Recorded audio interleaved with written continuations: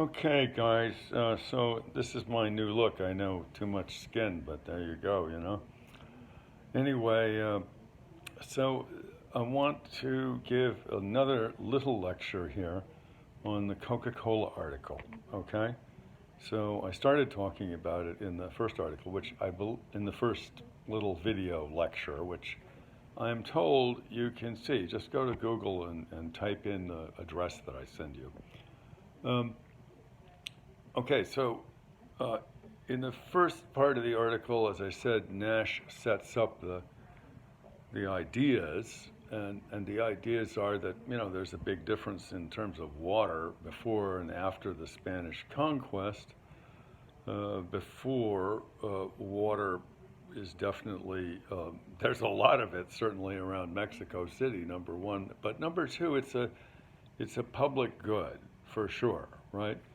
Now, in the second half of the article, Nash describes how increasingly in modern Mexico, and over the last 50 years in particularly, water has become not really a public good, but something that can be bought and sold.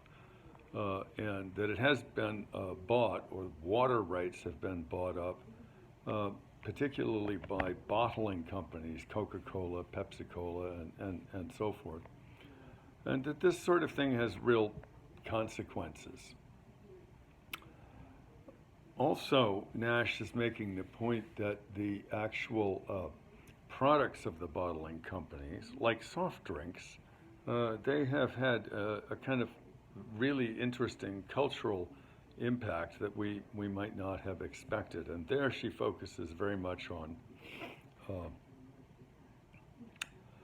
on Chiapas.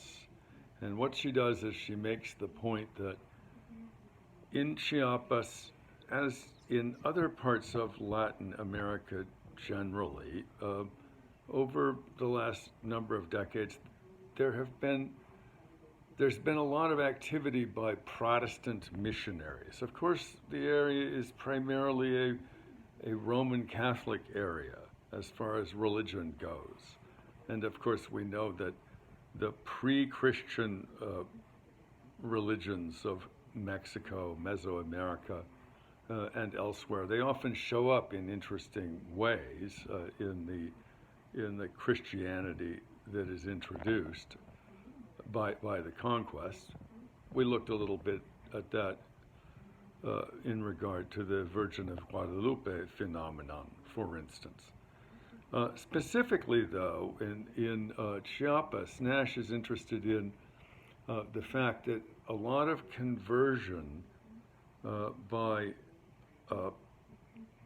Zapotecas to Protestantism is accompanied by an interesting phenomenon. Most of the Protestant sects who are doing the missionary work are dry sects, shall we say. That is to say, they're anti-alcohol. They don't like alcohol.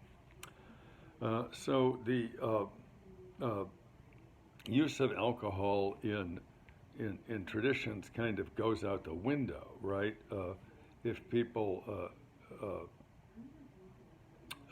convert to Protestantism. Just parenthetically, you know, I'm sure you know this, but obviously not all Protestant sects are pro-prohibition or anti-alcohol, right? But the most active evangelical fundamentalist types of Protestant sects, they do tend to be prohibitionist and anti-alcohol. And this has some very interesting consequences. Okay, I'm going to post this, see if it works, and then I'm going to come back and do another one.